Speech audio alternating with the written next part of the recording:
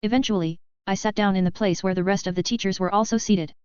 Well, at least those that weren't working currently. Mike and Izawa are the presentations, Midnight is the referee and Cementos has to do his thing and clean up. He is also tasked with taking care that no fatalities happen when the students fight in the last round. This is basically an underground fighting ring, but legal and for high school kids. Which is quite nice honestly. I think Toga has fair chances to win, she's a lot more skilled than the majority of other students. I can't really speak for all of them though, some might have some formal training or something. I mean, it's improbable that out of every kid here, only Toga is somewhat talented in fighting. What's wrong Beru? Asked a somewhat familiar womanly voice. It was 13, I haven't spoken to her in quite a bit. It's nothing serious, how've you been? Your voice is as soothing as ever, at least I have someone to talk to, and tease, while the festival is starting. Thanks, Beru. I've been fine, I just thought you looked a bit bothered by something. Damn, she's perceptive. I tried to avoid thinking about this all day. But I really don't trust that group of thieves one bit. I highly doubt anything will go well. Why? I have enough experience dealing with people like them. Opportunistic, greedy. They are criminals, not the type you should be looking to become allies with. But I can't really tell 13 about all of this. It's pretty classified information. Nah, I don't care about it being classified. But I don't like involving people in my issues. I'm pretty fine, even better now that you're here. Say, how's about we get some dinner after all this is over? I continued like that for a while, sending various compliments and invitations to the somewhat shy hero. She didn't really know how to respond, but she did her best to ignore me. I didn't make it easy for her though, I sat right beside her and even put my hand around her. I made sure to back off when if I annoyed her though. Say. Why are you always like this? She finally decided to stop ignoring me after a while. Her tone is a lot more serious than I expected. That's a bit of a broad question. I can stay here all day and explain how I am flirty by nature and that I really feel bad for unappreciated people. That would make me sound like a self-righteous asshat that takes pity on others and tries to help them, looking for validation and to stroke his own ego. But, really, it's a lot more simple than that. It's not all that complicated. I guess I like to see people smile. I've been like this all of my life really. Even back at the orphanage, I always did whatever just to get a smile out of Suma. It's just who I am, I guess. I wasn't always like this though. I used to be quite the hateful bastard at some point. 13 just looked at me for a bit, I guess she wasn't expecting that type of answer. I see. Say. Do you truly like me? Or do you just want me to smile more? That's a bit hard to answer. I wasn't expecting her to get so serious all of a sudden. I do like you a bit, not in the way you'd think though. I find you to be a good person, a friend, even someone that I don't want to see skulking about. That's about all I can say really. 13 just looked up at me for a second. I can't really see her face, but, somehow, I think I can tell that she's smiling. Thank you. Really? She finally settled in her seat. As the festival also started, I could hear Nemuri giving the intro and even inviting the student that got the highest score in the entrance exam on stage. I kinda dozed off at that point though. I could see Toga looking just as bored as me though. So that made me feel better, at least I'm not suffering alone. No need to look like that. The festival gets better after the events start. 13 said while poking fun at my bored appearance, slumped antennas and unfocused gaze. I'll take your word for it, I said while staring at the other teachers. Most of them were also just patiently staring at their own classes, I think so anyway. The first event was a race with some obstacles. At first, I thought it was just your regular, jump some fences crawl under some shit race. But then the fucking giant mechs came in. And I actually started paying attention. They also had to pass a giant canyon. I didn't expect a school of all things to make events so interesting. I mean, this is the first time I've actually been interested in a high school event, but I'm a dropout so that might not say much. The last obstacle even turned out to be a minefield.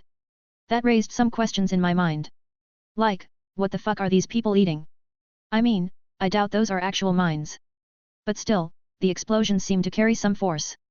I mean, I can see Izuku got launched by one quite far away. He even took first place because of it. Well, I guess it was more than one mine, but still. But, I guess they aren't in any danger. No way Nizu would approve of it if they were in any danger. Toga also managed to get into the next round. It's a good thing she's got a good physique. She can't really rely on her quirk much, to be honest. I doubt she's going to make much use of it throughout this competition. The next event was a cavalry battle, pretty standard stuff in Japan from what I've understood, at least I think so, never was interested to look it up. But this also happens to be a fight between kids with superpowers, so it was a bit more interesting to watch. They all have bandanas worth a certain amount of points.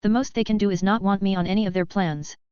But then again, I don't plan on doing business with this employer again after this mission is over, so I've nothing to lose.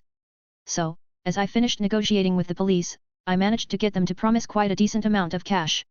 But, something strange happened. One of my gunmen came towards me. I can't remember his name properly, but he was sent to patrol the parking lot along with a few others. Wolfram, what the actual fuck do you think you're doing? His question instantly made me mad. Since when do my own men dare disrespect me like this?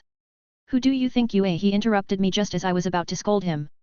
For fuck's sake, this is not the time for arguments. Shut the fuck up. I've seen plans more intelligent than you. I'm here to look after your asses and you're not even respecting the deal? Fuck off, will you? I then realized that this guy isn't one of my own. The realization wasn't a pleasant one. But why is he even breaking his cover like this? I instantly became vigilant. I signaled everyone for a circle around us. This is bad. I wasn't expecting them to infiltrate us like this. This employer might be a lot more hands-on than I previously expected. Still, did they send a sailor to oversee us? His vocabulary seems to be quite colorful. Who sent you here? I already know, but it would be nice to get a name for my employers. Look dude, I really don't care about any of your business, just do your fucking job, so I can go home. His voice changed in different pitches and tones as the sentence wore on. At first, he sounded like one of my men, then his voice gained a strange static to it, then it was completely distorted as if it came out of an old radio. It was strangely creepy. It's also annoying that I can't know for sure what quirk this man has. What am I supposed to do in this situation? Underscore underscore underscore underscore underscore underscore underscore underscore underscore underscore POV narration underscore underscore underscore underscore underscore underscore underscore underscore underscore underscore. As Barra was chastising Wolfram, the police were trying their best to look for an opportunity to rescue the civilians. Internal strife between the villain was both a good thing and a terrible one. On one hand, it could give them a chance to intervene and rescue the hostages, on the other, it could endanger the lives of said hostages. Wolfram himself knew that tensions would rise due to this argument, which is why he wasn't quite pleased with what was happening. That and the fact that someone dared to infiltrate his group right underneath his nose. Silence. He finally spoke up, with steel in his voice. He needed to act quickly, otherwise, the police would find an opportunity to break in. The only thing stopping them from acting now was the fact that Wolfram's group was quite sizable. Barra was obviously well aware of the way things could go wrong. But, at the same time, he didn't see any reason to stop. Don't you dare go on with the ransom. If the deal falls you'll also be left stranded here. Barra's words irritated Wolfram, still he had no choice but to accept the insectoid's demands. The organization that employed them was supposed to take care of their extraction out of the country. If things soured to that extent, they'd be forced to pay extra in alternative smuggling methods. Fine. I got the point. Now leave us alone. And you better have not done anything to any of my men. Wolfram's threat seemed to completely fly over Barra's head. Not in the way that he didn't understand it, just that he really didn't care about it. Still, he didn't need to lie about things to further sour relationships between them. Don't worry, he's fine, just knocked out. I'll take him to your hide spot after this is over. Wolfram stared into Barra's eyes. Then just grunted and continued with the heist.